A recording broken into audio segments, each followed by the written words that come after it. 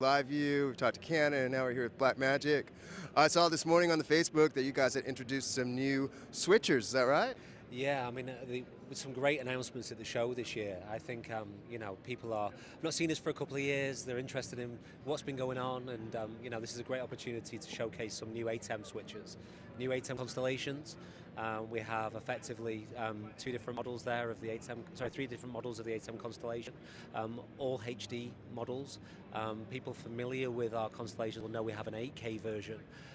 What we're transitioning some of those ATEM mini users through to SDI-based products. So starting with effectively a 10-input HD constellation with 6 auxiliary outputs. That's our first model. And then we have a second model which doubles everything, so effectively 20 inputs and 12 outputs. And then finally we have a 4ME version which is going to be 40 inputs and it's going to be 24 outputs. So all the inputs and outputs that you need. That's insane, that's insane. What would I need 40 inputs for? Well, you might have a lot of cameras, you might have a lot of different decks and devices. I mean, really this is about giving people flexibility. We talk about scalability, we talk about the fact that more and more people are using more and more creative camera angles, obviously playing lots of different sources in. So really this gives you some flexibility that maybe you thought you didn't need, but you never know. 6 months down the line, you might need those inputs. That's great. Well, I've been looking for something to replace my ATEM TVS HD, and it looks like you just came out with one. It's, which one? This one?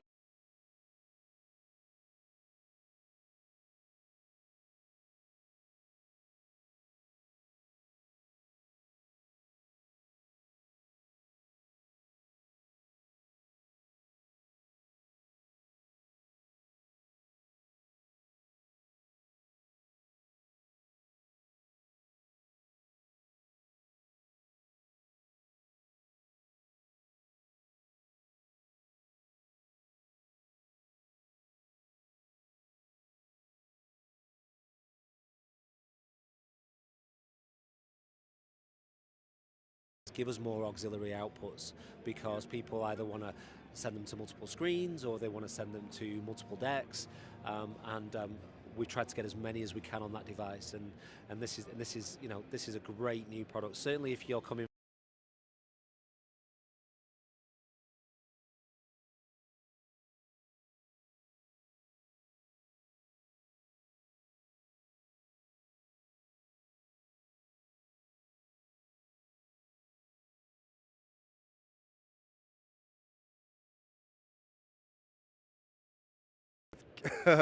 Foam casing and stuff. No, just kidding. But yeah, that's great.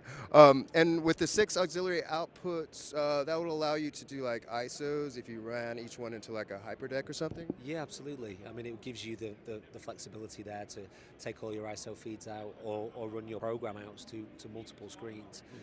So yeah, we tried to keep this as flexible as possible. That's great. And what about the next one up in the series? Okay, so the easiest way to look at this is it's this unit here. It's effectively still it's 1 rack unit width, but it's 20 inputs and 12 outputs. So you've got 12 auxiliary outputs now. And is all that SDI or does it have HDMI too? It's all SDI. It's all SDI. So these are all SDI based units. Yeah, so you're getting high quality HD video across SDI connectivity. Okay, fantastic. And then this is the big one, huh? Yeah, so now we're stepping up to what is the 4ME version of it. So we're now talking 40 inputs and we're talking 24 outputs. You can see a product that's got a lot of features in there. It's got media players built in. It's got 4 DVs in there as well. So we're loading this now with tech. This is a significant and powerful unit that gives you things like super source, which obviously is something that more and more people are using now. Love the super source. Yeah, you've got. I want to say you've got something like I think it's like animated frame, 200 animated frames on there as well. So, it's got a lot of features built in, and we're talking now about a HD switcher that is broadcast quality. We're giving high broadcast quality for HD prices. Well, great. I can't wait to buy one. Can I take one home today? You can try and wrestle this one out of this cabinet and take it, but I don't think it'll fit in your pocket. And then down here you got the HyperDeck Extremes. Is that what it is? Yeah. So these are the HyperDeck 12Gs. This is a product line that we've had going now for a short while, part of the HyperDeck range. What we have announced at the show is the new HyperDeck Extreme 4K HDR. So again, we had an 8K version of that. We've now tried to develop and engineer a 4K version, which means that you're getting 4K capability, but you're also getting all of those extreme features that you would have seen on the 8K version. HDMI connectivity, sorry, SDI connectivity, option to put a cache in there as well, which is a great feature for now some cloud products, and you want to offload high resolution footage from that. What you can actually do is you can actually pass that through the cache, so that effectively it's been able to keep up the speed of high resolution. So we're talking about a processing function within that unit for high resolution capture. Oh, okay, that's fantastic. And would that help do like instant replay? Functionality in there that you can actually play directly from that cache. So effectively, if you're outputting, you can use that to effectively slow down, play out a partial amount of video from something that's pre-recorded. So yeah, it's almost like a replay function in there, but it's not full instant replay. Okay, well that would be fantastic. I'd love to delve more into that. But tell me a little bit more about the cloud servers and stuff that you have now, because I think that's going to change my post-production workflow. Yeah, so obviously with Resolve, it's been a product now that really is being utilized across many different types of users. We're talking a wide demographic of users, from individual YouTube content creators all the way through to high-end feature film, and all of those people in the middle. And I think that by having a tool like Resolve 18 that is suitable for everybody, what we want to try and do is look at how we can knit people together. I think it's important now in today's world and in the future world that collaborative workflow is something that more and more people want to do. So if you're located and you've got editors that are based in California, you want to be able to work with that person seamlessly. You want to be able to share projects. You want to be able to share media. And really this new Blackmagic Cloud that we're offering really truly gives you true collaboration. There's essentially two parts to this. The first part is the sharing of a library and projects, and then the second part is the sharing of the media. So with Blackmagic Cloud, you effectively pay a $5 fee to $5 a month to host a library.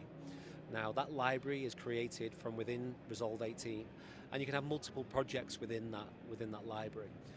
That means that if I'm the person administering that library, I can invite other people in to come and use to access that library to work on my projects.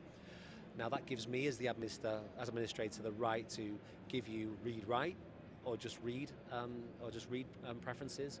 But what it also does is it means that those individual clients, as many of them as I want working on it, are not actually paying themselves.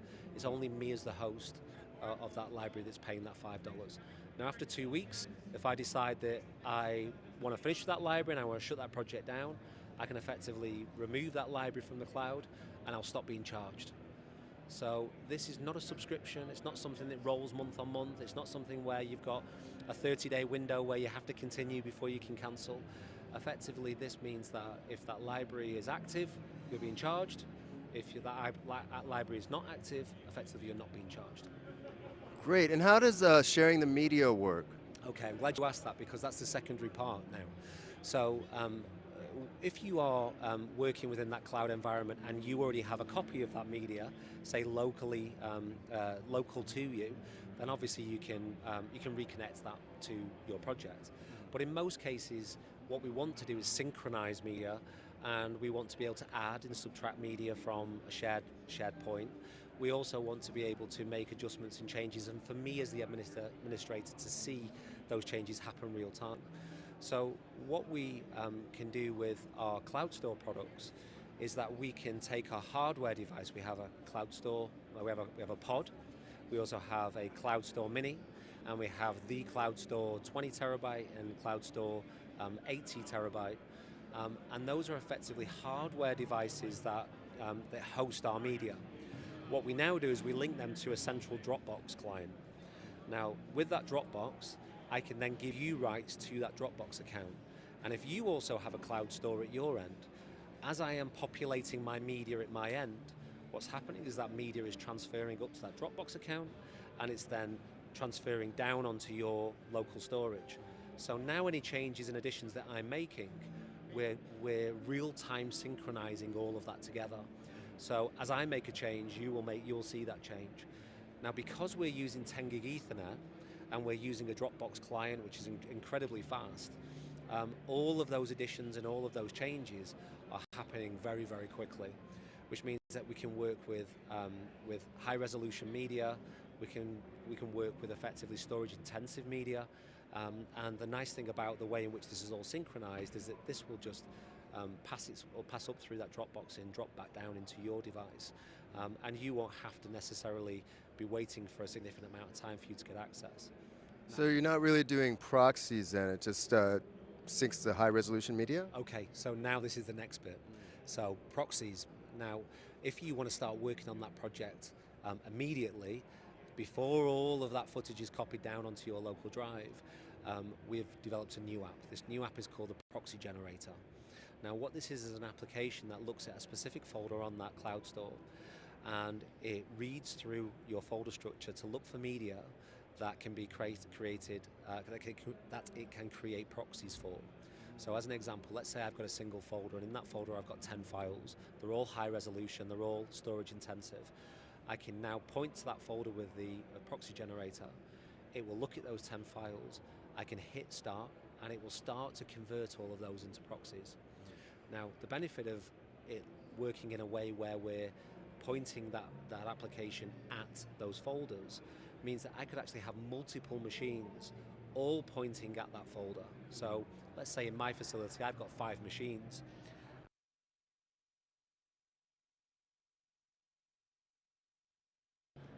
We're all creating proxies together. Now, when those proxies are generated, those proxies then sit in a small folder with the master original. Now, I do have the ability within the proxy generator to extract those if I want, so I can just pull out the proxies.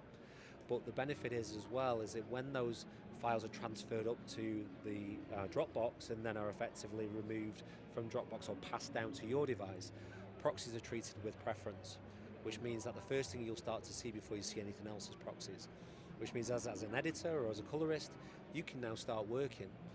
And all of those changes are happening, as I say, close to real time, which means that we're now working in a very fluid environment. We're all working collaboratively together. We're all seeing these changes, and I'm able to monitor those as the administrator of that project. That is fantastic. That's very exciting. It's really going to change my post-production workflow, and I think allow me to work with people in other parts of the world, without such a lag or such an expense of shipping hard drives and stuff like that, right? Yeah, well, I think this is what's important. Is that we're going to look at the future. What does